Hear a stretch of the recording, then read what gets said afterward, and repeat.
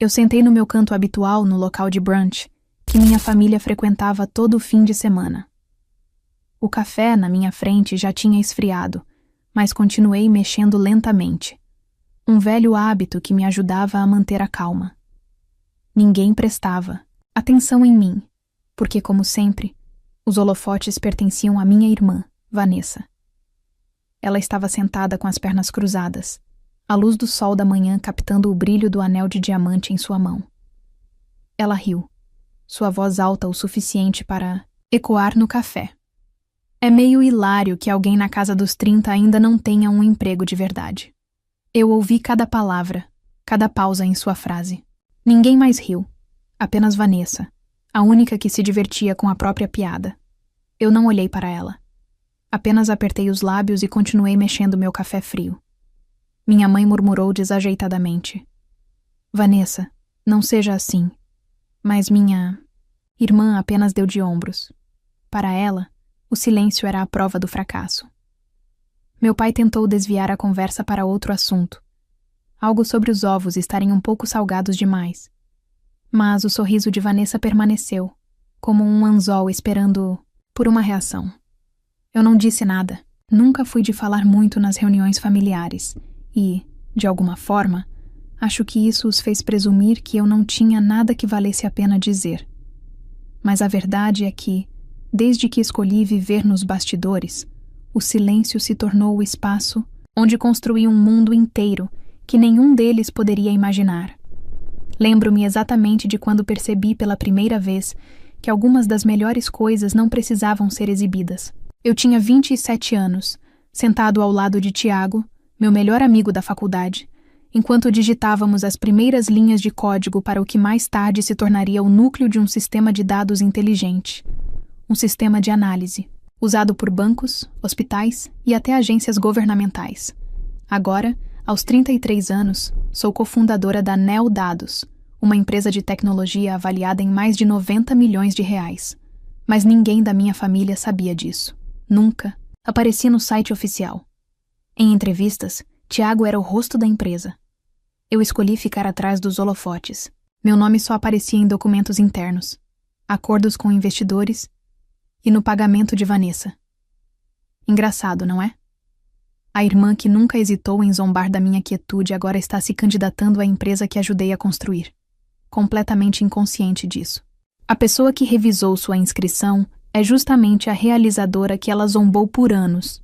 Eu a observei tagarelar e se gabar sobre a empresa de contabilidade extinta para a qual ela trabalhou.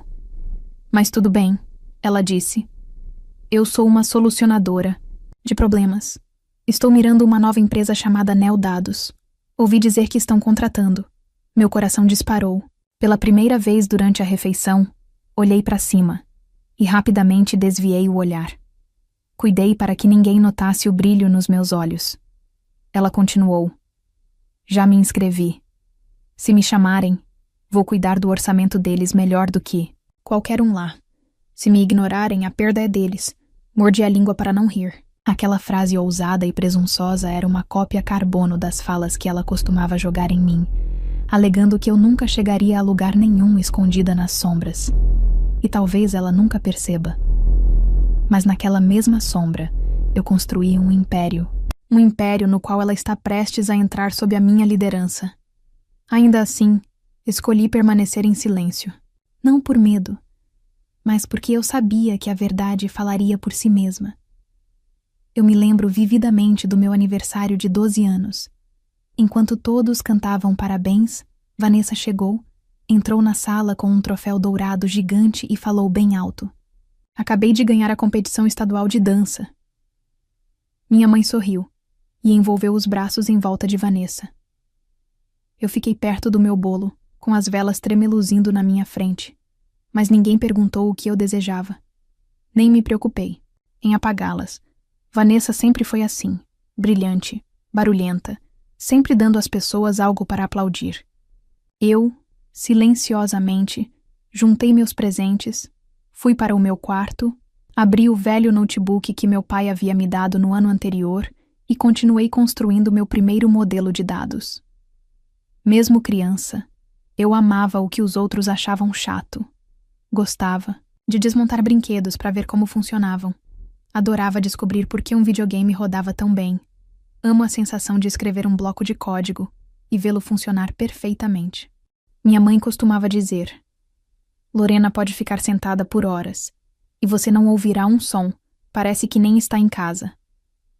Papai brincava: temos um fogo de artifício e uma lanterna nesta casa. Adivinha qual é qual? Não era preciso adivinhar. Vanessa era o fogo de artifício. Eu era a lanterna, constante, mas esquecida. Conforme crescemos, a distância entre nós aumentou. Vanessa estudou arte, fez algumas aparições na TV local graças às suas performances dramáticas. Eu estudei ciência da computação em um instituto de tecnologia. Ninguém na família se lembra do nome da escola. Quando me formei, esqueceram completamente a data. Estavam ocupados demais com o lançamento da linha de moda da Vanessa. Eu não os culpo. Às vezes, pensava que talvez não fosse interessante o suficiente, mas o silêncio lentamente se tornou o espaço onde encontrei meu valor. Quando Tiago e eu começamos a Neo Dados, tudo o que tínhamos eram 2 laptops velhos e um sonho: construir um sistema analítico flexível, capaz de prever o comportamento do usuário em tempo real. Tiago era o locutor.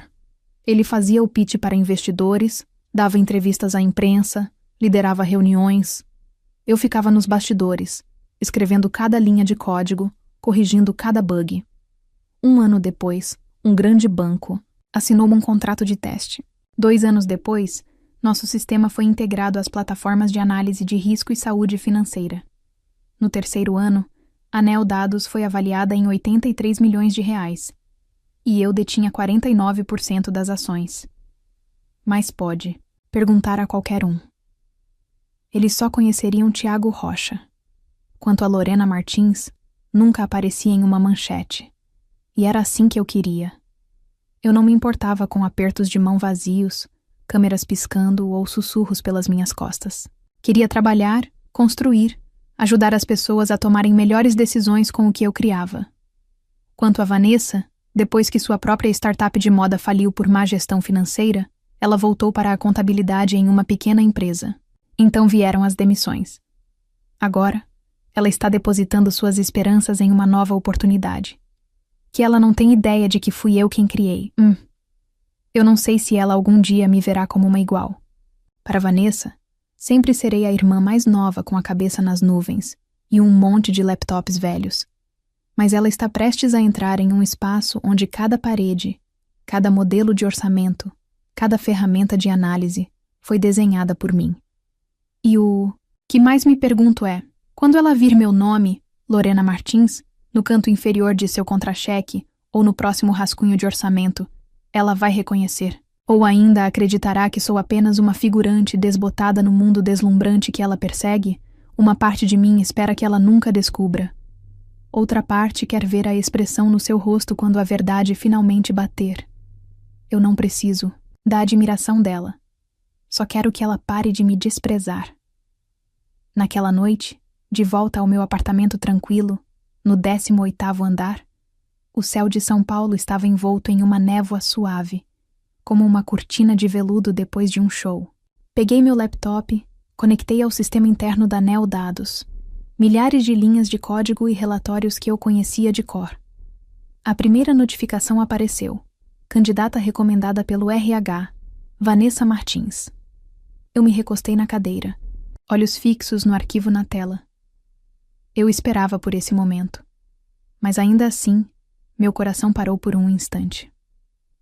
Sua foto sorridente, vestindo um blazer bege, se destacou no formulário de inscrição.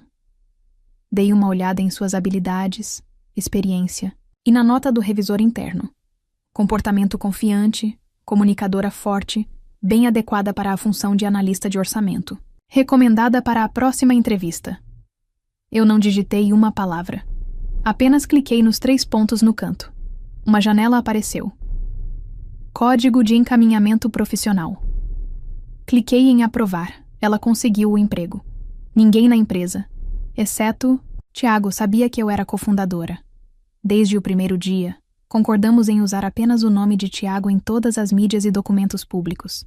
Eu não queria que minha imagem ficasse circulando pela internet. Eu tinha visto muitas pessoas perderem suas vidas pessoais em busca de fama. Eu não precisava de elogios. Eu precisava de liberdade.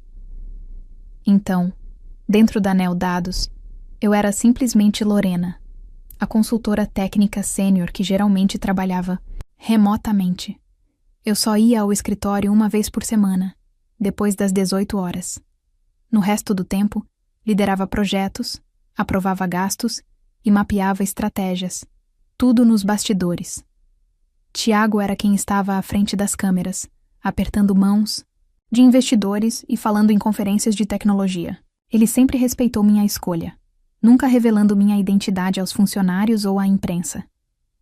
Eu costumava me perguntar se aquela decisão tinha sido a certa, mas agora, vendo Vanessa entrar no mundo que construí com minhas próprias mãos, eu tinha certeza de que manter o silêncio era a melhor e única maneira de tornar aquele momento interessante. No primeiro dia de trabalho dela, fiquei em casa exatamente como programado, mas liguei o sistema de câmeras internas. Algo que pouquíssimas pessoas sabiam que eu havia projetado. De um ângulo baixo, na cozinha compartilhada do 9º andar, eu a vi parada perto da máquina de café expresso, com os olhos arregalados de surpresa, enquanto observava o quadro de avisos digital que exibia os projetos em andamento da empresa. A Neo Dados me contratou, disse ela orgulhosamente a uma colega do trabalho. Dizem que os 2 fundadores são super reservados. Ninguém nunca viu o outro. Pode ser apenas um nome fictício estiloso, né? Eu ri baixinho. Não foi a primeira vez que ouvi alguém questionar a existência do 2º cofundador. Naquela tarde, Tiago Rocha me ligou. Ela começou bem, disse ele tomando café. Confiante, talvez um pouco chamativa, mas competente. Você tem certeza disso? Ela ainda não faz ideia de quem você é, Lorena. Por enquanto, vamos manter assim, respondi. Só não escorregue. Se ela for boa, esta será uma grande oportunidade. Se não for, a verdade virá à tona mais rápido. Isso não era sobre vingança. Eu não queria que ela fracassasse, nem buscava vingança. Eu só queria saber como Vanessa se comportaria quando ninguém a reconhecesse, quando não houvesse holofotes nem aplausos da plateia. Uma semana se passou, depois 2. Cada vez que eu chegava ao escritório, após o expediente, ela já tinha ido embora.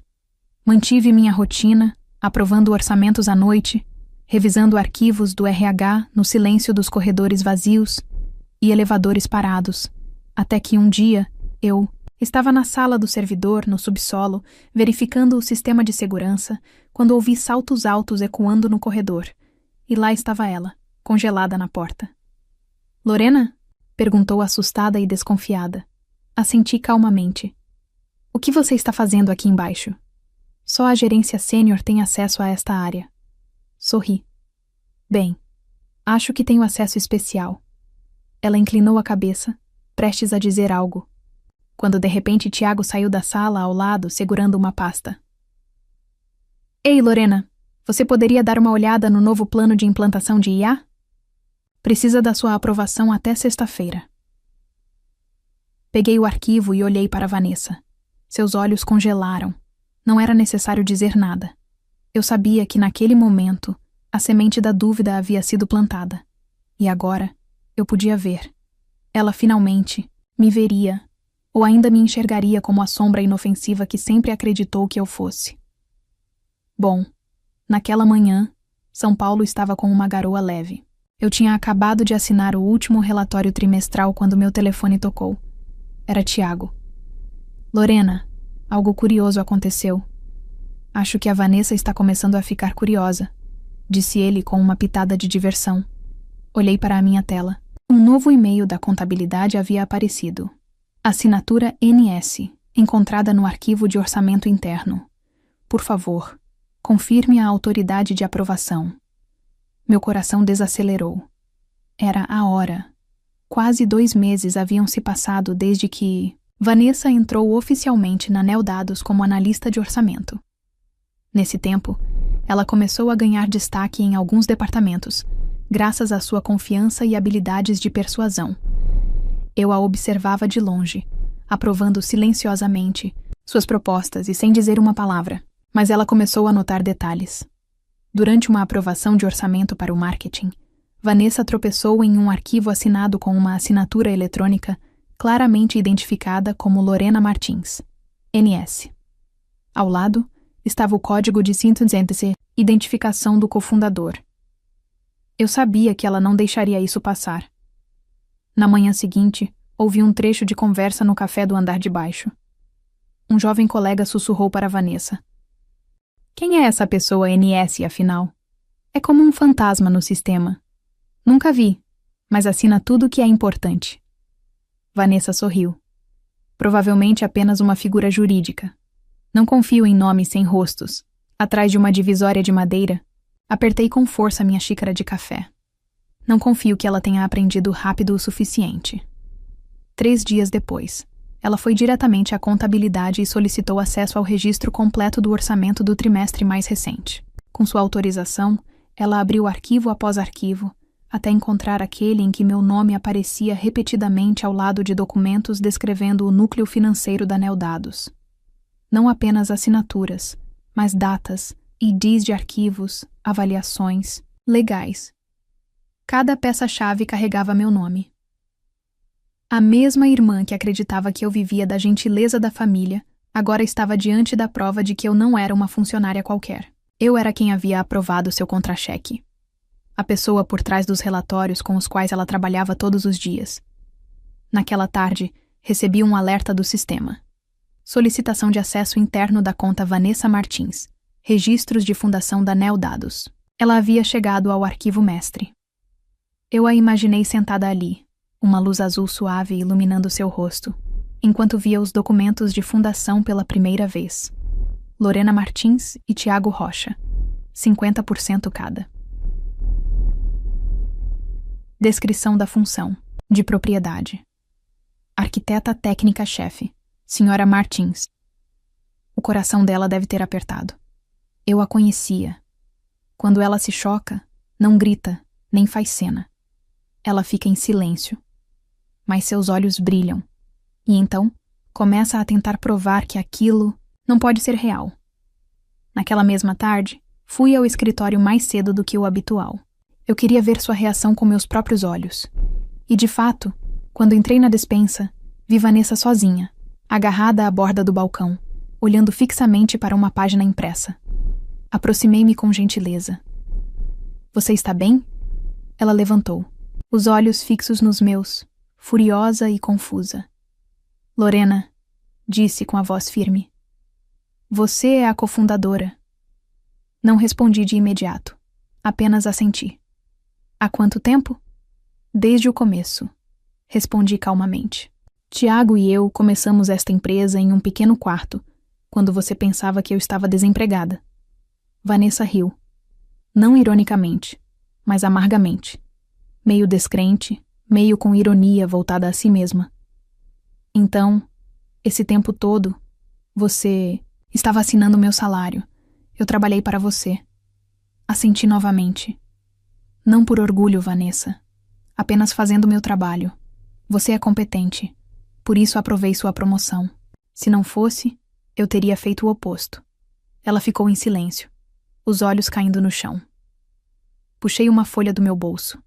Um plano de orçamento para uma futura iniciativa em educação tecnológica para crianças carentes. Vamos lançar isso, em breve. Se você estiver interessada, acho que seria uma ótima opção. Ela não aceitou. O papel... Mas seus olhos mudaram. Algo havia mudado. Eu me virei para sair, sem pressioná-la. Ela precisaria de tempo. Mas pela primeira vez em anos, eu não vi o desprezo em seus olhos. O aniversário de 5 anos da Neodados foi realizado em um prédio de vidro perto do lago do Parque Ibirapuera, onde a luz do lustre dançava como ondulações no chão. Eu estava no camarim, olhando para o espelho. Um longo vestido preto, minimalista, mas elegante, perfeitamente ajustado a uma moldura desgastada por anos de noites em claro.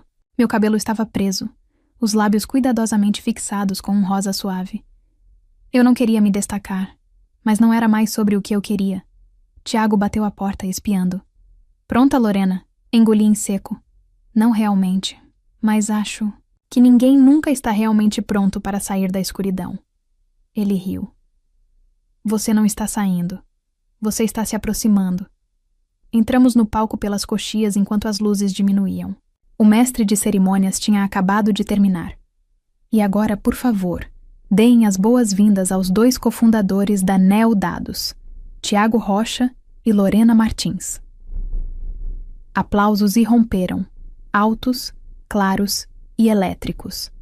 Todos os olhos se voltaram para mim enquanto eu entrava na luz pela primeira vez, oficialmente e sem máscara. Eu sorri silenciosamente, mas com propósito. E então vi Vanessa. Ela estava no fundo da sala, uma mão segurando uma taça de champanhe que ela não havia tocado. Seu rosto atordoado, seu mundo virado de cabeça para baixo.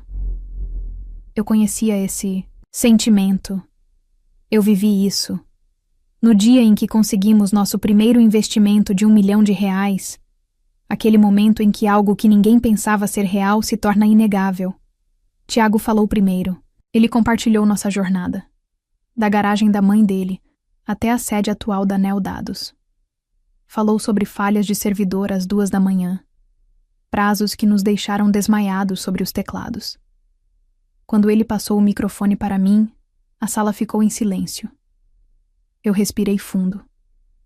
Olá a todos. Sou Lorena Martins e acho que, para muitos de vocês, esta é a primeira vez que realmente me veem.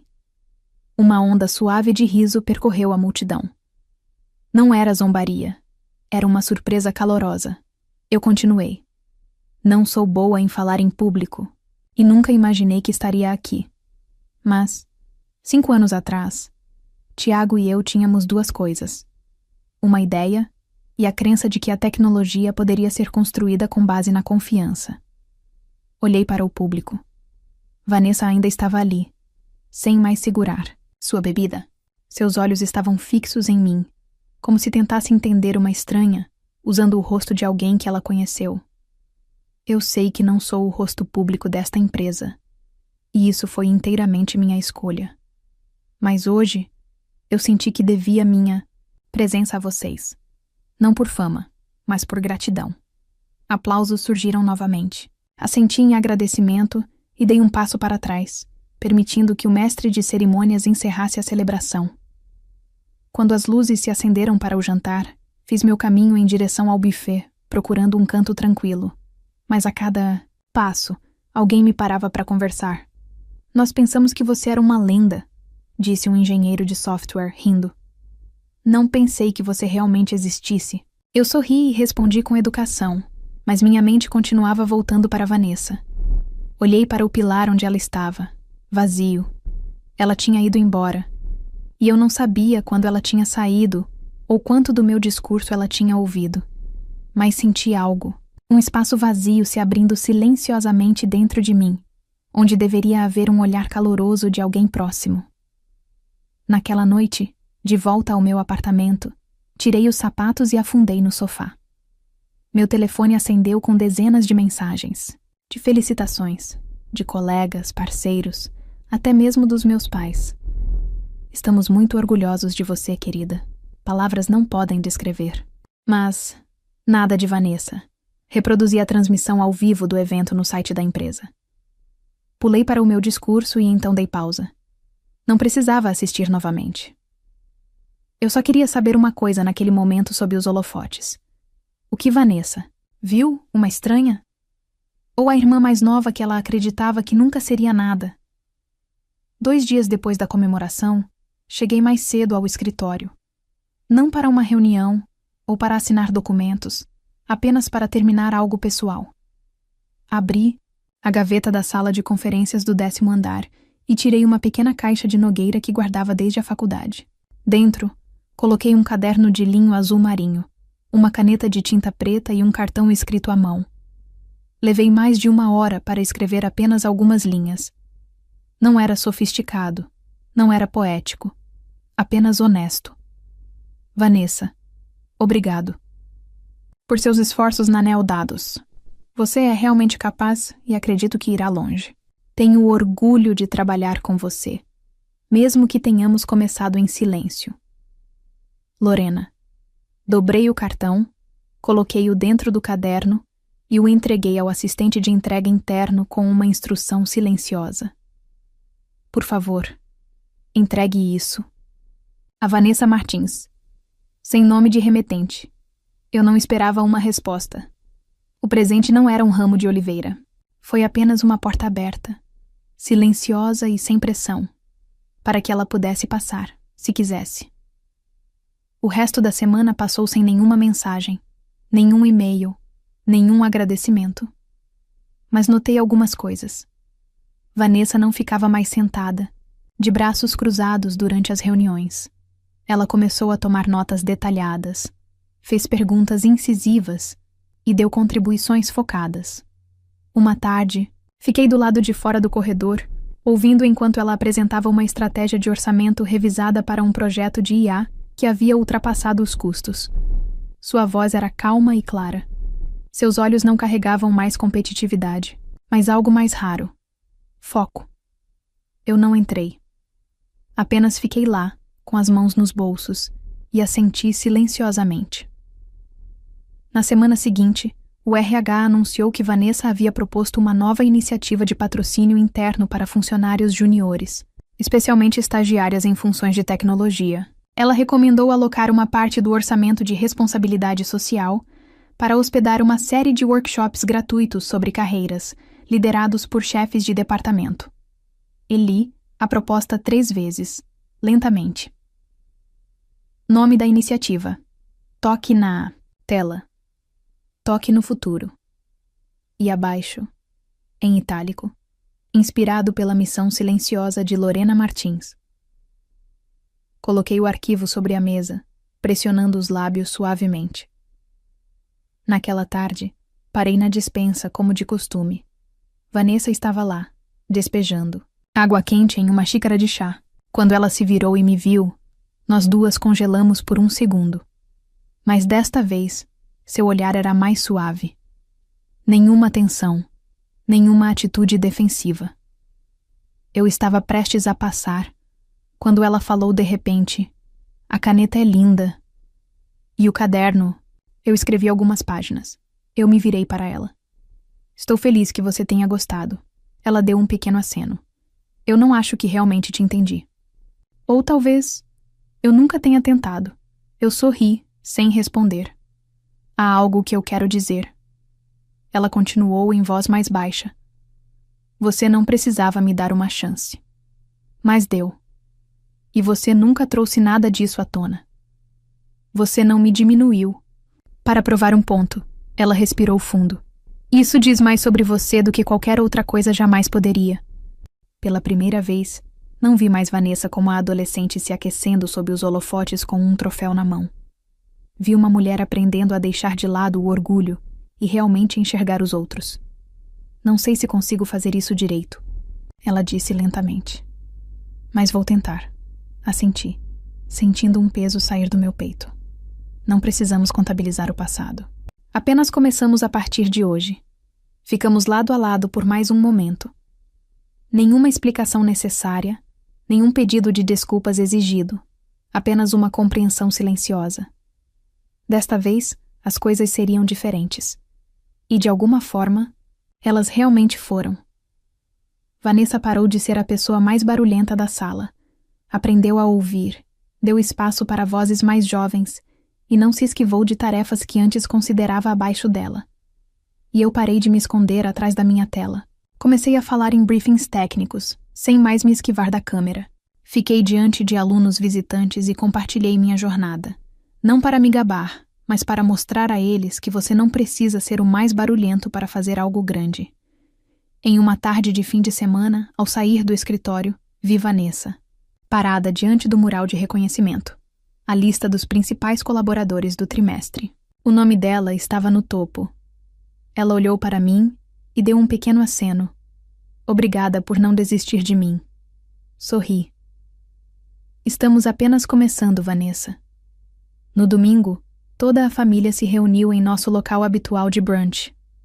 Tudo estava como sempre.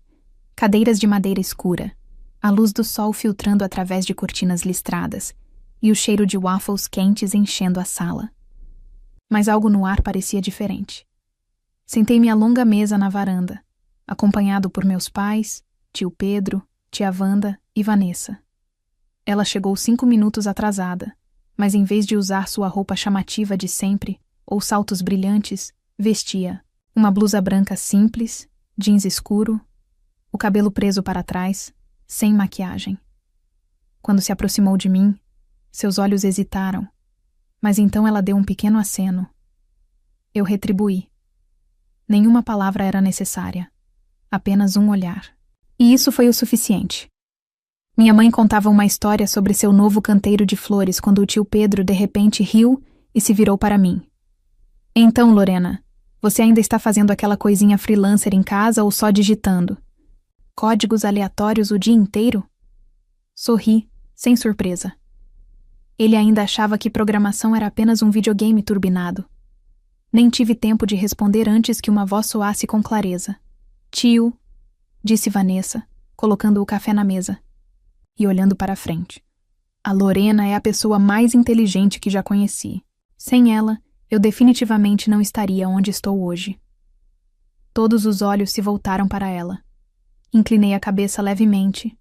Ela estava firme, o olhar seguro, a voz inabalável. Eu costumava pensar que sabia de tudo. Ela continuou. Mas a Lorena me ensinou algo mais importante do que conhecimento. Humildade. Sua quietude não significa que ela não tenha nada a dizer. Significa que ela escolhe agir, em vez de se exibir. O tio Pedro pareceu atordoado. A tia Wanda deu um aceno sutil. Minha mãe estendeu a mão e apertou minha mão gentilmente. Eu não disse nada. Apenas olhei para Vanessa. E naquele olhar, vi tudo o que as palavras não conseguiam expressar. Um pedido de desculpas não verbalizado, gratidão e respeito silenciosos, conquistados não pelo sangue, mas pela verdade. Um momento depois, a conversa voltou a girar em torno do clima e dos próximos feriados, mas eu sabia que algo importante havia acabado de acontecer. Após a refeição, quando as pessoas começaram a sair da mesa, levantei-me para pegar minha bolsa. Vanessa passou por mim com o paletó na mão. Não disse uma palavra, mas ao passar, sussurrou suavemente. Você não precisa me perdoar, mas nunca mais serei a mesma pessoa. Virei-me para ela e pela primeira vez em muito tempo, dei-lhe um sorriso genuíno. Eu sei, respondi. E eu nunca precisei que você se desculpasse. Saímos do local do brunch em silêncio, mas já não havia mais tensão entre nós. O que tinha acontecido não foi esquecido, mas não vivia mais em mim como uma ferida. Naquela tarde fui para casa. Preparei uma xícara de chá. Abri meu notebook e olhei pela janela em direção ao lago. Assim que tomei um gole do chá quente, uma mensagem de Tiago apareceu. Ouvi dizer que o brunch não estava nada ruim hoje. Respondi. Nada mal. Vamos chamar isso de um novo começo. Talvez às vezes o perdão não venha por meio de palavras. Ele aparece quando as pessoas finalmente se veem. Não através do julgamento, mas de uma compreensão honesta, ainda que tardia. Vanessa e eu nunca seremos irmãs perfeitas. Mas agora não estamos mais em lados opostos. Somos duas mulheres adultas que aprenderam com seus próprios erros. E para mim, isso é um final bonito o suficiente para um capítulo, e um começo gentil para o próximo. A história entre Vanessa e eu me ensinou que, às vezes, a compreensão não vem de grandes desculpas, mas de uma mudança genuína e silenciosa. Levei anos para aceitar que ser vista não é a única medida de valor. Mas, quando a verdade é finalmente reconhecida, nenhuma refutação é necessária. O silêncio é suficiente para fazer as pessoas refletirem. A vida real não exige perfeição, apenas coragem para crescer e graça para começar de novo. Agora me diz, você já foi subestimado por alguém da sua própria família e teve a chance de provar o contrário? Como foi? O que você achou da jornada de Lorena e Vanessa? Escreve aqui nos comentários. Eu quero muito saber. Se você gostou do vídeo, clique em curtir e se inscreve no canal também. Assim você não perde nenhuma história emocionante. E não, esquece, Deixa também um comentário com uma classificação de 1 a 10 para mostrar o quanto você gostou. Assista também ao vídeo que agora está aparecendo na sua tela. Até breve. Minha família disse a todos que eu estava morto, até que minha irmã gêmea ficou doente e precisou dos meus órgãos. Na reunião de família, meu tio disse que eu não merecia uma segunda chance. Eu olhei nos olhos dele e respondi: nem você. Foi quando deixei cair o envelope e saí, mas não antes de eles lerem o que havia dentro. Descobri que eu estava morto no ano passado. Não morto de verdade, obviamente. Ainda estava respirando, indo trabalhar todos os dias, pagando minhas contas. Mas, de acordo com minha família, eu tinha morrido há 15 anos, em um trágico acidente de carro. Pelo menos, essa foi a história que eles contaram a todos. Eu nunca saberia disso se um velho amigo não tivesse tentado me procurar online. Ele me enviou uma captura de tela da página memorial, completa com uma foto minha quando adolescente e um pequeno obituário. Júnior Santos, filho e irmão amado, foi tirado de nós muito cedo em um acidente de carro fatal. Que ele descanse em paz. Olhei para aquilo por um longo tempo. As palavras se misturaram, mas continuei lendo-as repetidamente, sentindo uma estranha dormência se infiltrar. Eu deveria ter ficado com raiva. Deveria ter pegado o telefone e exigido uma explicação. Mas a verdade é que eu não falava com minha família havia mais de uma década. Eu os deixei para trás e eles me apagaram. Talvez isso fosse mais fácil para eles. Talvez eles quisessem que fosse verdade. Eu não estendi a mão. Deixei os mortos permanecerem mortos. Mas então, um ano depois, eles me encontraram. Tudo começou com uma mensagem de voz da minha mãe. Júnior, precisamos conversar. É sobre Jaqueline. É urgente. Você pode vir aqui em casa neste sábado ao meio-dia? Não é um pedido, é uma questão de vida ou morte. Eu quase apaguei a mensagem, mas não apaguei. Em vez disso, fiquei sentado, deixando sua voz me levar de volta a um tempo em que essas ordens governavam minha vida. Eu ainda conseguia me lembrar do jeito que ela costumava dizer meu nome quando estava decepcionada, completamente cansada, como se já tivesse desistido de mim antes mesmo que eu tivesse a chance de me explicar. Por muito tempo, disse a mim, mesmo que não me importava e que tinha feito as pazes com isso. Mas acho que uma parte de mim sempre quis saber. Então eu fui. A casa dos Santos não tinha mudado. Ainda era a mesma casa colonial de 2 andares, imaculada e imponente, com suas venezianas brancas e o gramado perfeitamente cuidado. O tipo de casa que parecia aconchegante e convidativa por fora. Mas por dentro, todos os cômodos estavam frios. Fiquei na varanda por um momento, sentindo o peso daquela casa se acomodar nos meus ossos.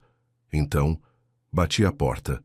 Ela se abriu quase imediatamente.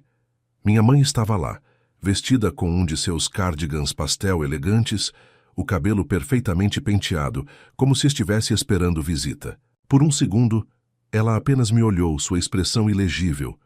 Então deu um passo para o lado e gesticulou para que eu entrasse. A sala de estar estava cheia. Meu pai estava sentado em sua cadeira de costume, perto do terraço com a mandíbula apertada. Meu tio Luiz estava no canto, braços cruzados, me observando com o mesmo olhar de desaprovação que eu lembrava da infância.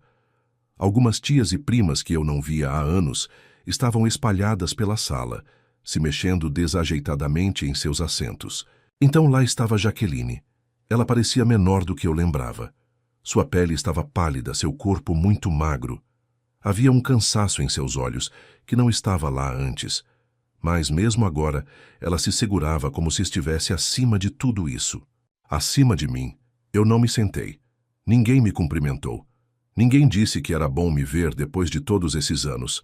Em vez disso, meu pai limpou a garganta e disse: Jaqueline precisa de um transplante de rim, assim, sem preâmbulo, sem hesitação, como se eu tivesse acabado de ser convocado para preencher uma função que eles haviam reservado para mim. Olhei para ele. Depois para minha mãe. Ela não me olhava nos olhos. Ela está na lista de transplantes? Perguntei. Minha mãe finalmente falou. Está. Mas o tempo não está do lado dela. Você é compatível. A melhor compatibilidade, na verdade. Levei Um segundo para entender o que ela estava dizendo. Eles já tinham verificado. De alguma forma tiveram acesso aos meus registros médicos. Fizeram o teste sem o meu conhecimento e agora estavam sentados ali esperando que eu simplesmente aceitasse, como um bom filho, como um bom irmão. Soltei uma risada silenciosa, incrédulo. Vocês me declararam morto e agora querem meus órgãos? Um silêncio pesado encheu a sala. O tio Luiz foi o primeiro a falar. Ele zombou, balançando a cabeça. Ele não merece uma segunda chance. Virei-me para ele tentando processar o que ele acabara de dizer. Com licença? Você foi embora, ele disse. Você se separou da família, fez sua escolha. E agora acha que pode simplesmente aparecer e ser algum tipo de salvador? Ele balançou a cabeça. Você não merece isso. Senti algo amargo subir pela minha garganta. Eu não mereço isso? Repeti. Jaqueline se mexeu na cadeira. Júnior, por favor. Eu sei que não conversamos, mas... Levantei a mão. Deixe-me te perguntar uma coisa, Jaqueline. Minha voz estava firme, muito firme. Você ao menos tentou me encontrar antes disso? Antes de precisar de algo de mim? Ela não respondeu. E isso me disse tudo o que eu precisava saber. Coloquei a mão no bolso e tirei um envelope. Sabe, eu tive um pressentimento de... que isso poderia acontecer. Olhei ao redor da sala. Então trouxe algo para todos vocês. Joguei o envelope sobre a mesa. Minha mãe hesitou antes de pegá-lo. Ela puxou os papéis de dentro e começou a ler. A princípio, sua expressão estava vazia. Então mudou. Seus lábios se separaram. Suas mãos começaram a tremer. Ela passou os papéis para meu pai, sem dizer uma palavra. Observei seu rosto enquanto ele lia. Ele empalideceu. Sua boca se apertou em uma linha fina. Um por um, o envelope foi passando pela sala. Vi a mão da minha tia Serena voar para sua boca. Vi os olhos da minha prima Malu se arregalarem de horror. Vi o rosto do tio, Luiz, escurecer. Jaqueline leu finalmente. Ela mal tinha chegado na metade antes de deixar o papel escorregar de seus dedos. Isso não pode ser real, ela sussurrou. Oh, é real, eu disse. Minha voz era fria. Essa é uma declaração legal afirmando que fui cortado do patrimônio da família, que minha morte foi forjada para que vocês não tivessem que dividir a herança comigo quando o vovô morreu. Olhei ao redor vendo seus rostos pálidos. E todos vocês se certificaram de que ninguém falasse. Eu me virei para meu tio. Você disse que eu não mereço uma segunda chance. Você está certo, mas você também não. A sala ficou silenciosa. Ninguém se moveu, ninguém tentou me impedir enquanto eu me virava e caminhava em direção à porta. Eu não a bati ao sair, mas queria. Saí daquela casa sem olhar para trás, mas o peso dela me seguiu. O sol estava ofuscante quando pisei lá fora, um forte contraste com o ar sufocante de dentro. Minhas mãos tremiam. Enfiei-as nos bolsos e me concentrei em respirar, no som das minhas botas esmagando o pavimento enquanto caminhava até o carro. Sentei-me atrás do volante, segurando-o com tanta força que meus nós dos dedos ficaram brancos. Meu peito doía. Não de arrependimento, não de tristeza, mas de algo mais difícil de nomear. Algo entre fúria e exaustão. 15 anos. 15 anos de silêncio, fingindo que eles não existiam, apenas para que me puxassem de volta quando precisavam de algo. De mim. Não para se desculpar, não para consertar as coisas, apenas para que eu aceitasse. Eu deveria ter pensado melhor antes de voltar. Eu deveria ter dirigido direto para casa, cortado-os para sempre, deixado o passado enterrado onde pertencia. Mas não. Eu sentei ali, olhando para a casa. A varanda imaculada onde minha mãe, anos atrás, me repreendeu por sujar os sapatos. Vi as cortinas se moverem. Alguém lá dentro espiava, provavelmente verificando se eu ainda estava ali. E então, antes mesmo de perceber o que estava fazendo, peguei o telefone. Rolei pelos contatos, passando por colegas de trabalho e velhos amigos, até que cheguei a um nome que eu não pensava há anos: Jefferson Martins. Ele era o advogado com quem trabalhei quando descobri o obituário. Foi ele quem me ajudou a ter acesso aos registros legais e confirmou que minha família me declarou morto. Não por engano, mas intencionalmente. Apertei o botão de chamada. Tocou 2 vezes antes que ele atendesse. Júnior, sua voz estava grogue. Olhei para o relógio. Não fazia ideia de qual fuso horário ele estava. Desculpe se está tarde, eu disse. Houve uma pausa, depois um suspiro. Presumo que você os viu. Eu os vi. Outra pausa. Quão ruim foi? Exalei pelo nariz, segurando o volante com a mais força. Pior do que eu esperava. Ele não pediu detalhes. O que você quer fazer? Essa era a questão, não era? O que eu queria fazer? Eu deveria simplesmente ir embora. Eu não tinha nada a provar para eles, mas algo dentro de mim não me deixava passar. Passei a vida inteira deixando que me empurrassem para o lado, me apagassem, pegassem o que queriam sem nunca olhar para trás. Talvez fosse hora de eu tirar algo deles. Inclinei minha cabeça para trás contra o assento e fechei os olhos. Preciso que você me dê tudo o que puder sobre a propriedade, eu disse finalmente. Todos os registros financeiros. Todos. Os documentos legais. Se eles acham que podem me enterrar, quero saber o que mais eles enterraram. Jefferson não hesitou. Vou começar agora. Desliguei e coloquei o telefone no banco do passageiro. Dentro da casa, as cortinas se moveram novamente. Eles não tinham ideia do que estava por vir. Dirigi por horas sem um destino, deixando a rodovia se estender à minha frente. O zumbido dos pneus abafava meus pensamentos, mas, toda vez que eu tentava afastar aquela conversa da minha mente, ela voltava rastejando. O silêncio de pedra do meu pai, a evitação de lábios apertados da minha mãe, a tentativa fraca de Jaqueline de se fazer de vítima, e o tio Luiz, sentado ali como um juiz proferindo sentenças, decidindo quem merecia ou não uma segunda chance. Cerrei os dentes. Eles não tinham o direito. Eles me enterraram. Me tiraram de suas vidas. Disseram ao mundo que eu estava morto. E para quê? Para ficar com uma fatia maior de dinheiro que nem ganharam? Para tornar mais fácil explicar por que sua filha perfeita ficou com tudo enquanto o filho decepcionante não recebeu nada? Eu não deveria ter ficado surpreso. Não fiquei. Mas saber de algo e sentir isso nos ossos eram duas coisas diferentes. Parei em um restaurante de beira de estrada, precisando de uma café, uma comida, uma desculpa para parar de me mover. O lugar estava quase vazio. Apenas alguns caminhoneiros no balcão e uma garçonete mais velha enchendo suas xícaras. Deslizei para uma cabine nos fundos, passando a mão pelo rosto. Uma caneca fumegante pousou na minha frente antes mesmo de eu pedir. Noite difícil? A garçonete perguntou. Olhei para cima. Ela parecia ter uns 50 anos, olhos cansados e um crachá que dizia Gabriele. Bufei, algo que quase parecia uma risada. Pode-se dizer que sim. Ela completou o café de outra mesa e voltou. Você parece que tem muita coisa na cabeça. Envolvi as mãos na caneca, deixando o calor penetrar nos meus dedos. Sim, algo assim. Ela não pressionou. Apenas me deu um aceno de cabeça. O café é por conta da casa.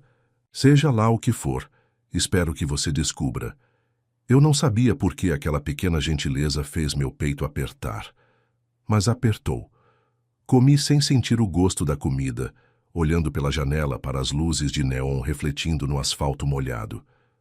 Eu poderia ter ficado sentado lá a noite toda, perdido em meus próprios pensamentos. Mas meu telefone zumbiu. Jefferson engoli em seco antes de atender. Sim, você não vai acreditar nisso, ele disse. Endireitei-me, os músculos tensos. Tente-me. Houve um farfalhar de papéis do outro lado da linha. Comecei a vasculhar os registros do espólio, procurando qualquer coisa que explicasse por que eles declararam você morto. E, bem, encontrei algo. Um momento de silêncio. Seu avô deixou tudo para você, Júnior. As palavras não fizeram sentido no começo. Pisquei. O quê? O testamento dele. Ele deixou todo o espólio para você. A casa, os investimentos, as economias, tudo. Segurei firme a borda da mesa. Isso não faz sentido. Claro que faz, Jefferson disse. Talvez ele tenha visto como eles te tratavam. Talvez ele quisesse garantir que você saísse por cima. Houve uma pausa, mas aqui está a questão. O testamento nunca foi executado. Seus pais o contestaram e na hora de abrir o inventário, eu estava morto. Completei, a voz baixa. Uma risada amarga escapou dos meus lábios. Eles não apenas me apagaram, eles me roubaram.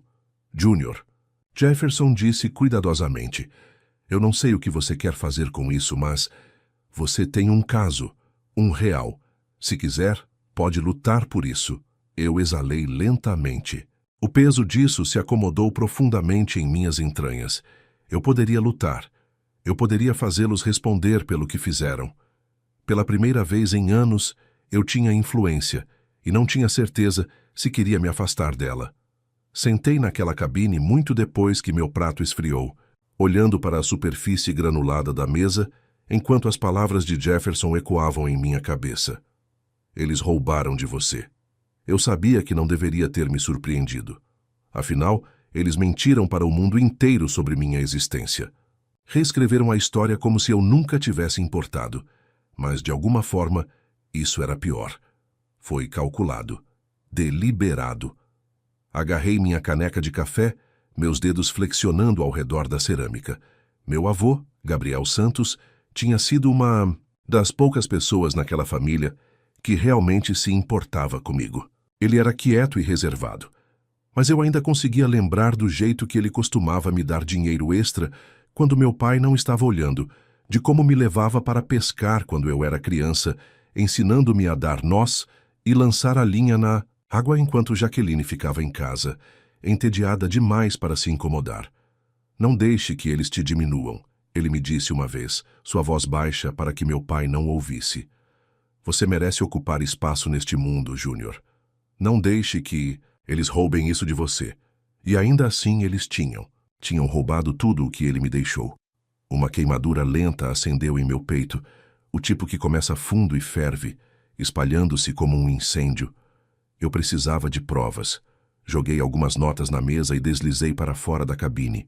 Meus movimentos, firmes e controlados. Gabriela Garçonete me deu um olhar quando passei. Cuide-se. Eu mal a senti enquanto empurrava a porta e entrava no ar úmido da noite. Eu precisava voltar. No momento em que estacionei em frente à casa dos meus pais, já passava da meia-noite. A maioria das luzes estavam apagadas, mas a luz da varanda ainda estava acesa.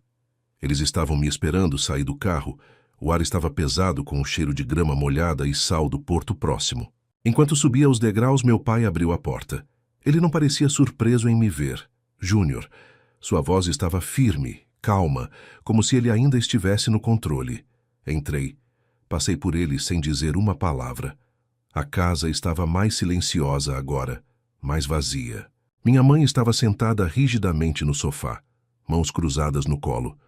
Ela olhou para mim, sua expressão ilegível. Jaqueline não estava lá. Onde ela está? Perguntei. Minha mãe piscou. Quem? Lancei-lhe um olhar penetrante. Jaqueline? Meu pai. Fechou a porta atrás de mim. Ela está descansando, disse suavemente. Teve um longo dia. Aposto que sim. Andei mais para dentro da sala de estar, meus olhos examinando o espaço. Era exatamente como me lembrava. Tapetes ornamentados, estantes cheias de capas duras caras que ninguém nunca lia, o velho relógio de pêndulo que estava lá desde minha infância. Era como entrar em uma exposição de museu da minha própria vida. Cruzei os braços. Eu sei, minha mãe se mexeu um pouco. Sei sobre o testamento, lá estava. O enrijecimento quase imperceptível da postura do meu pai. O piscar rápido dos olhos da minha mãe em direção a ele, antes que ela se recompusesse. Eles passaram anos elaborando sua versão da verdade, mas não estavam prontos para este momento. Meu pai exalou pelo nariz. Júnior, isso não é algo que devemos discutir assim. Assim como o quê? Cortei. Cara a cara, minha mãe franziu os lábios, ainda se recusando a olhar diretamente para mim. Você não entende o quadro completo. Então me ajude a entender. Respondi. Minha voz perigosamente calma. Ela hesitou, seus dedos apertando-se no colo. Meu pai foi quem falou. Seu avô não estava bem quando escreveu aquilo, disse ele. Sua mente estava escorregando. Ele não estava pensando claramente. Tomou uma decisão irracional e tivemos que intervir para consertar isso. Uma risada afiada escapou dos meus lábios. Consertar? Você quer dizer roubar de mim? O maxilar dele se contraiu. Não seja exagerado. Exagerado? Já dei um passo mais perto. Vocês fingiram minha morte para encobrir seus rastros. Isso não é dramático, isso é criminoso. Minha mãe se levantou abruptamente, alisando a frente da blusa, como se pudesse aliviar a tensão na sala. Júnior, você saiu, disse sua voz falhando. Você desapareceu, nenhuma ligação, nenhuma carta. Não tínhamos como saber se você estava vivo. Olhei para ela.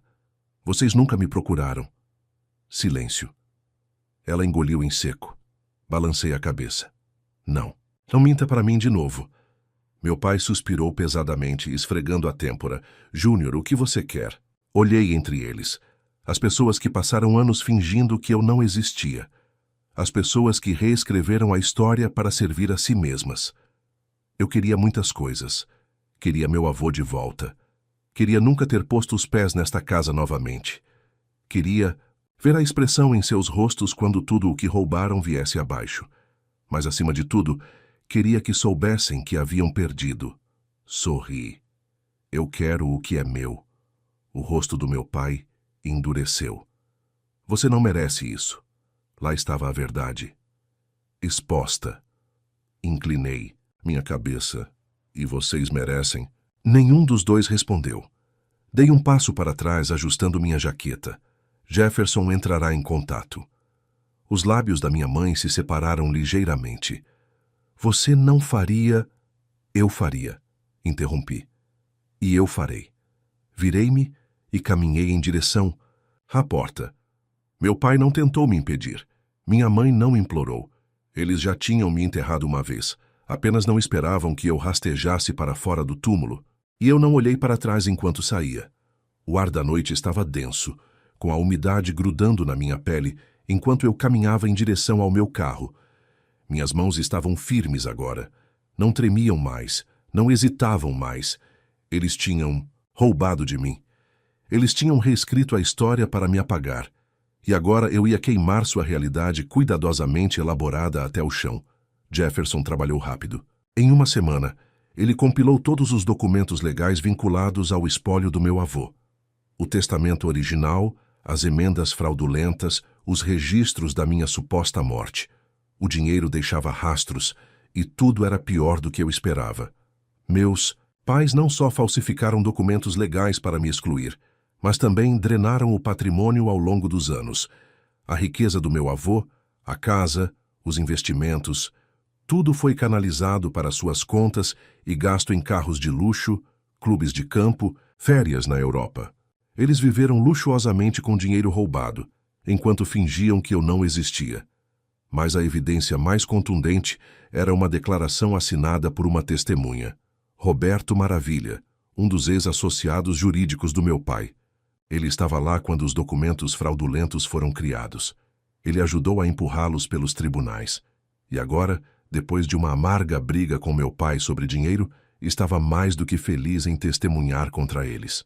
Você os tem, Júnior. Jefferson disse por telefone. Mortos para direitos, podemos levar isso ao tribunal ou... Ele hesitou. A outra opção. Eu sabia o que ele queria dizer. Um processo civil poderia se arrastar por anos. Mas se eu quisesse algo mais rápido, algo mais alto, eu poderia levar isso direto para a imprensa, destruí-los publicamente, expor tudo.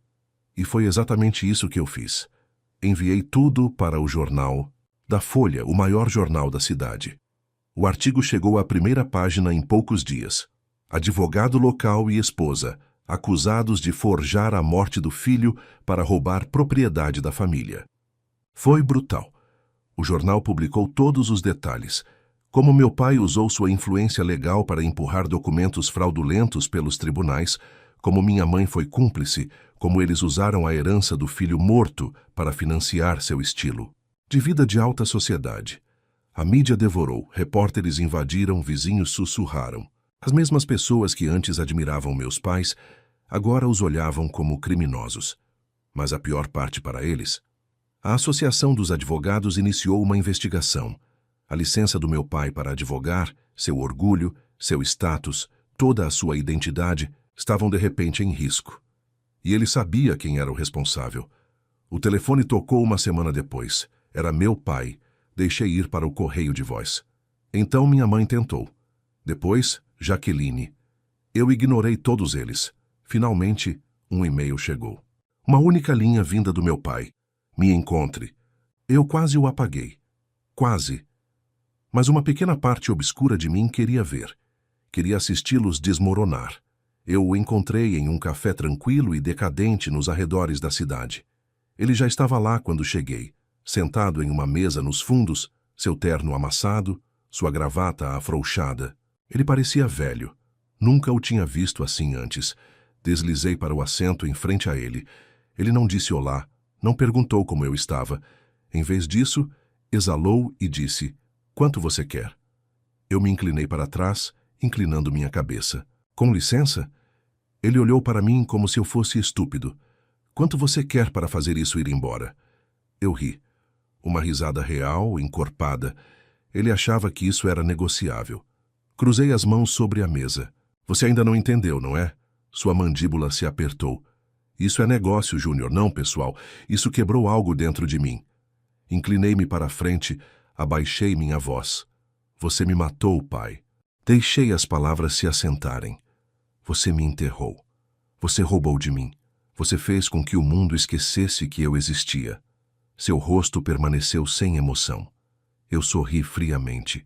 "E agora eu vou ver você perder tudo." Seus dedos se fecharam, em punhos.